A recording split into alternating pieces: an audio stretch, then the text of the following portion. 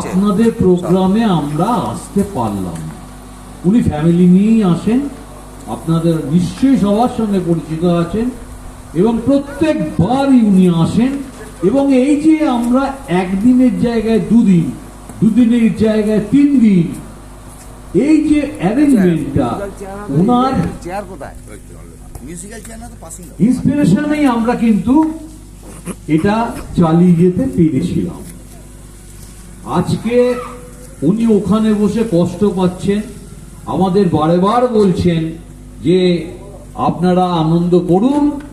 আমি তো সামনের বারে পরিবার সমেত নিশ্চয়ই যাব।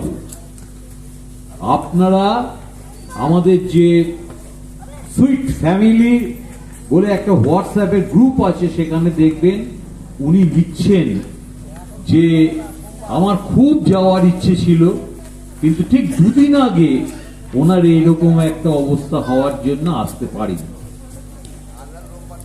আমরা ভগবানের কাছে প্রার্থনা করি সবাই মিলে যে তার দীর্ঘায়ু এবং সুস্থতা, আবার যেন আমরা তাদেরকে নিয়ে আমরা আসতে পারি।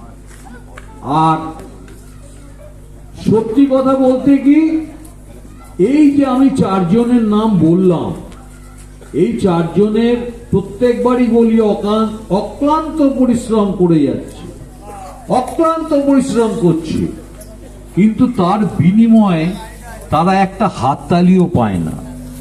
আমি তাদের উদ্দেশ্যে বলছি, সবাই হাততালি, সবাই হাততালি তাদের জন্য। তার কারণ হচ্ছে যে এরাও কিন্তু কালকে রাত্রি ঝিগেছে, বাসে এসেছে, সবাইকে আমাদের পরিষেবা দিয়েছে, তারপরেও আজকে সকাল থেকে দৌড়ঝাঁপ করে আবার ঠিক সময় মতো আমাদের খাওয়ারও দিয়েছে। আমি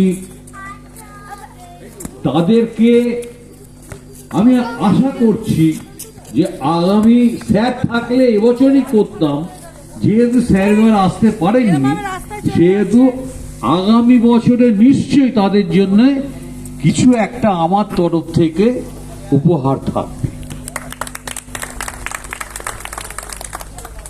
আর যারা আমাদের সঙ্গে এসছেন তাদেরকে আমার অকুণ্ঠ ভালোবাসা, শ্রদ্ধা জানাচ্ছি। তার কারণ হচ্ছে তারাও তো আসছেন আমাদের সাথে। তাই আমরা এই উৎসব কমিটি ঠিক করে যে প্রত্যেকেই যেন একটা কিছু নিয়ে যেতে পারে। ফার্স্ট, সেকেন্ড, থার্ড তো ওটা তো আছে, কিন্তু তার উপরেও যেটা ওরা করেছে, প্রত্যেকেই যেন হাতে করে কিছু একটু নিয়ে যেতে পারে, যে এটা আমি পেয়েছি, ওখানে গেছিলাম, ওখান থেকে আমি এটা পেয়েছি।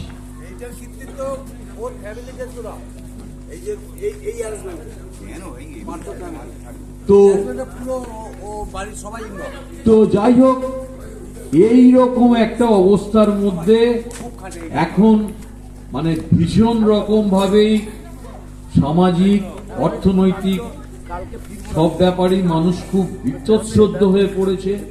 তবুও বলছি যে আপনারা আসবেন, আমরা খুব আনন্দ পাই।